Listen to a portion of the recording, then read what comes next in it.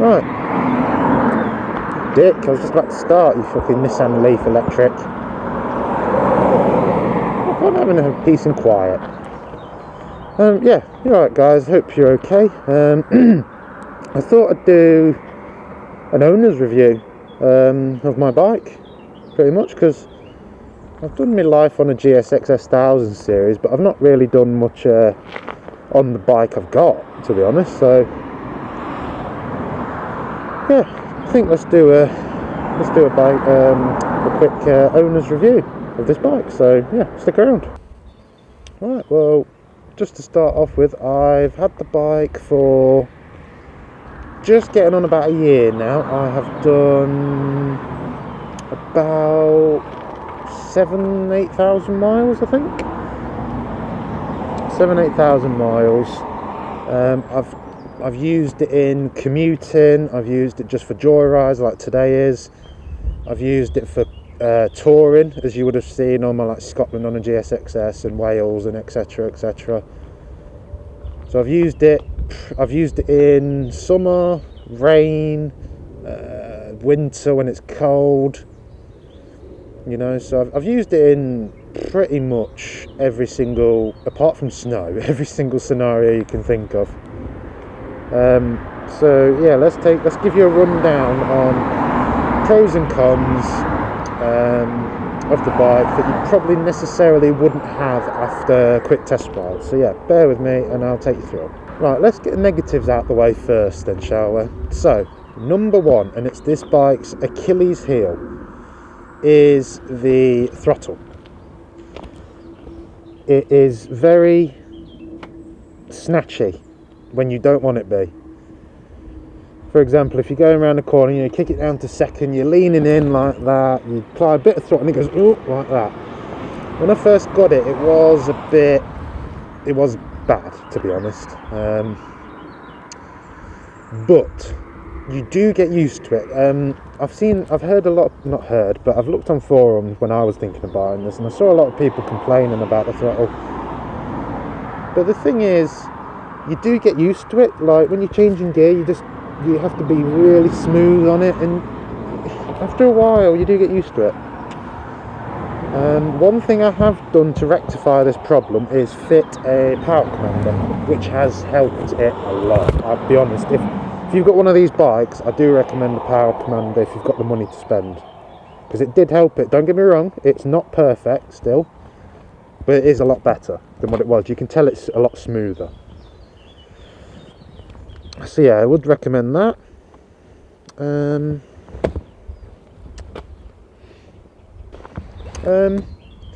Right, next thing, I wouldn't really say it's a negative as such, but I'd say it's a comment, I would say. This seat, right, as you can see, it's very curved and you sit very much in the bike, not on it. Fine, no problem at all, but it does mean, you know, when you're cracking on a bit and you do want to lean and, you know, move around a lot, you can, obviously, but it's not perfect for that kind of thing, if you know what I mean. Like, you know, on an R1, I had an R1 before this, the seat was very much like that, so you can move around on it really easily, you know, when you're going around corners, whereas this is a bit, you're kind of welded in position a bit, if that makes sense. Not a negative, really, it's just a comment, just something to consider, but again, it's okay. Next thing, negative, I would say, it's a given with all naked bikes, but the wind protection is not brilliant at all, but it's the nature of the beast, and it's a naked bike, you're not going to get good wind protection on it. Really, the only place you feel wind really is on your head, obviously, and your shoulders. Your legs are pretty much protected because you've got all this fairing here.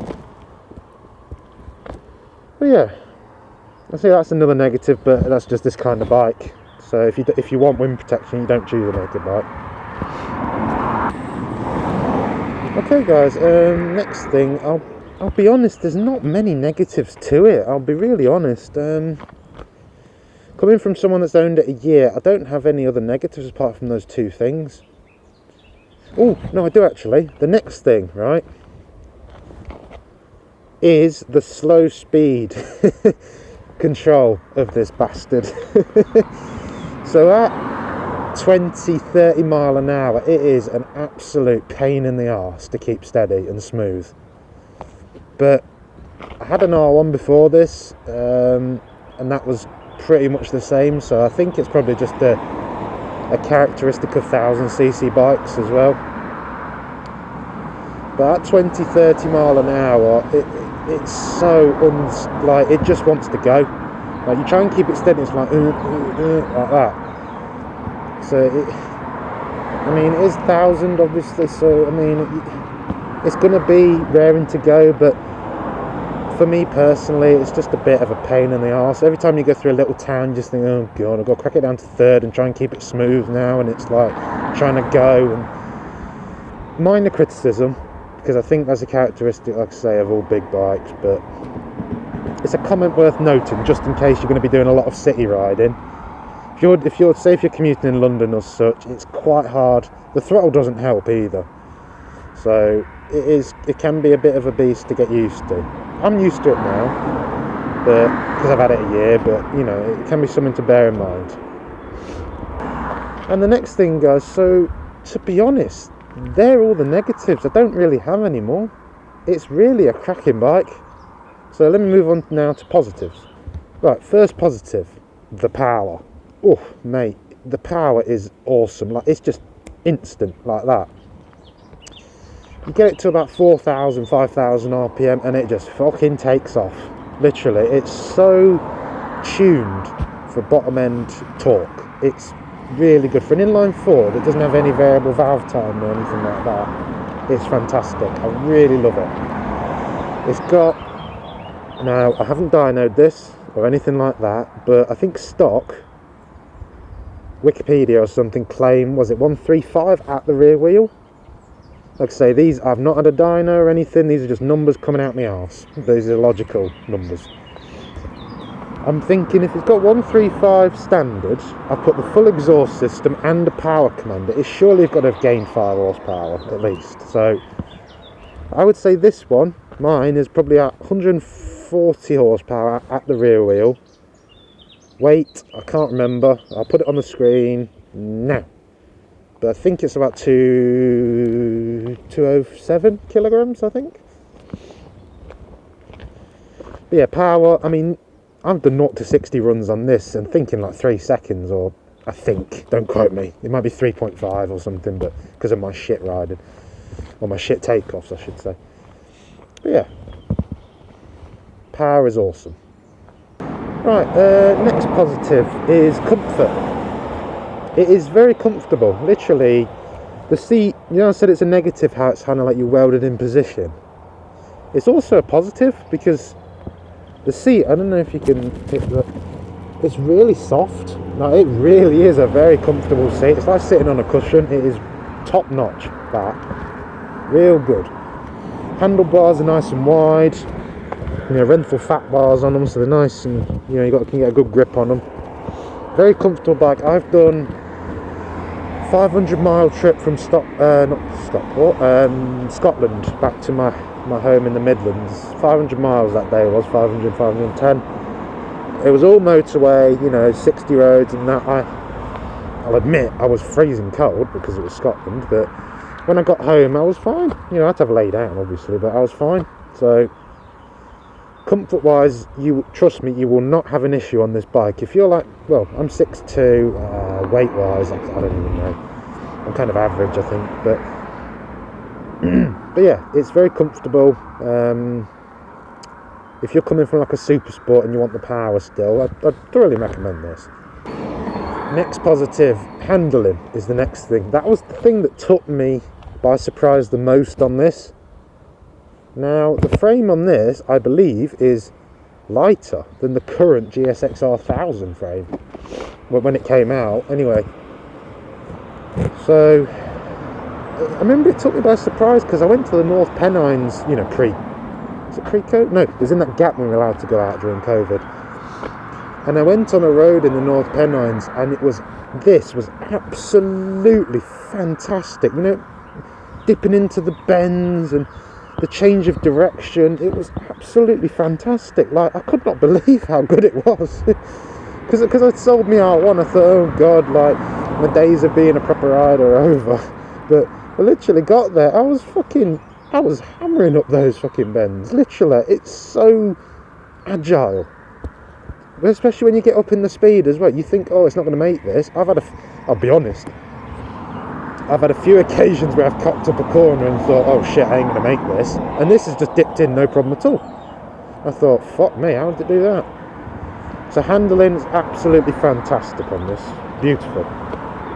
Another positive is fuel economy. Now, my girlfriend's dad... Oh, stay up. I just got completely ignored.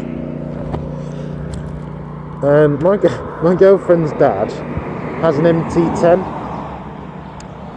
and he literally can get 90. When we go out for a ride, he's literally getting 80-90 miles and he has to fill up.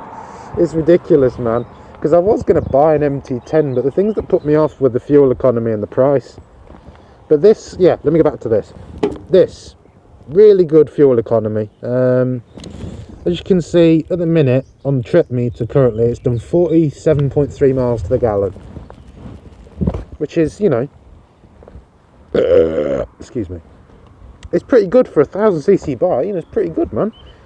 I usually get fuel economy out of this. I usually get 100, I mean, if I push it, 150 miles, if I push it, literally.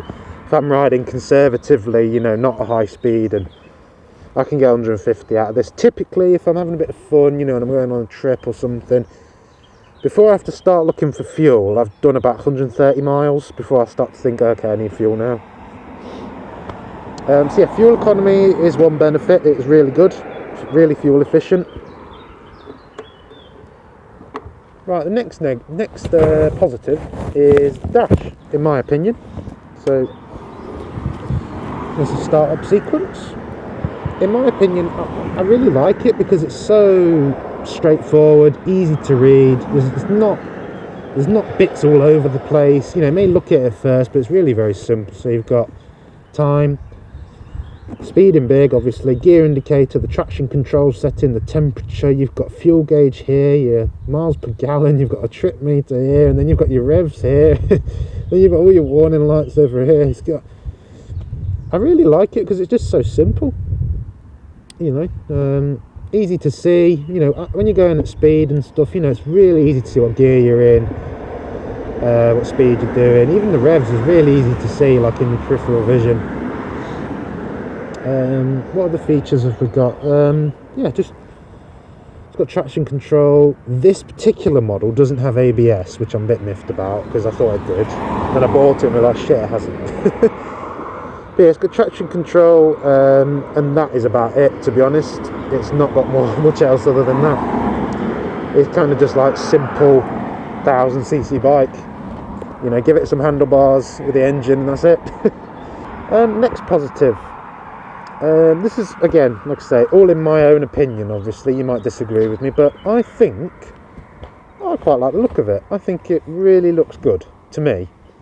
Especially with the screen, the full exhaust, you know, the indicators and everything. And in that Suzuki blue, and with that Motul red belly pan. I think it looks really good. I really like the look of it. I'm really glad I went for this colour. I did look at like a black stealth one, but I thought, no, kind of just, to me, the blue appeals more. I like this like Suzuki racing blue. Right, so just to summarise then, would I recommend this to someone who's thinking of buying a 1000cc naked bike?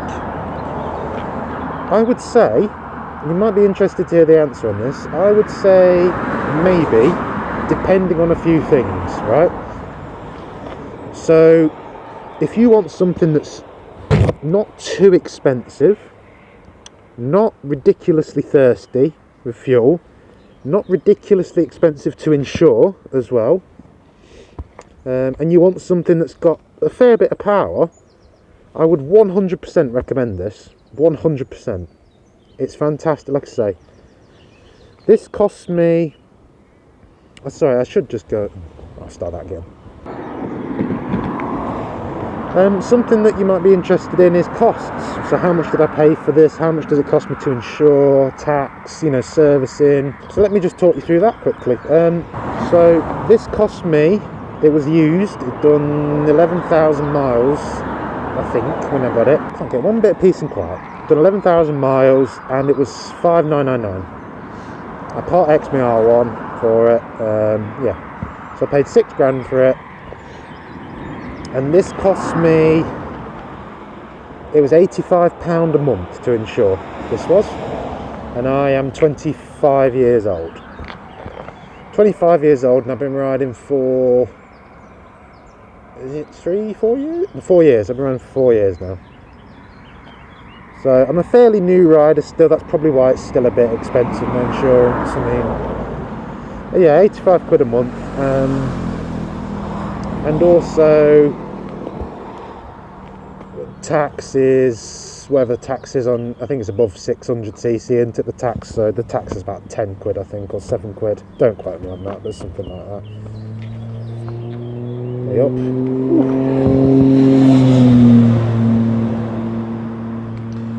That was a nice sound actually, that was. So in summary guys, would I recommend one? 100% yes. If you don't want to spend a ridiculous amount of money for a bike that's very fuel efficient, not that expensive to insure, is comfortable and has a lot of power, 100% yes. I have no question in my mind. The throttle, you will get used to it. Don't hold me accountable, but I've gotten used to it, so I'm assuming you will. You can make adjustments, obviously, like I say, the power commander and the full exhaust system, which can help, but yeah, just bear it in mind. But no, summarising, yes, 100% recommend it. So I hope... Alright, so I hope this video was useful for you guys, anyway. If you've got any questions about specifics about owning the bike or what I've experienced, just comment and I'll get back to you. I always get back to comments, so yeah, any questions, just let me know. And yeah, I'll catch you probably in the next Just a Ride or Life on the GSX-S1000 series. So yeah, take care. We're nearly towards the end of COVID now, so just keep strong, stay strong, and I'll see you guys soon. Cheers, bye bye.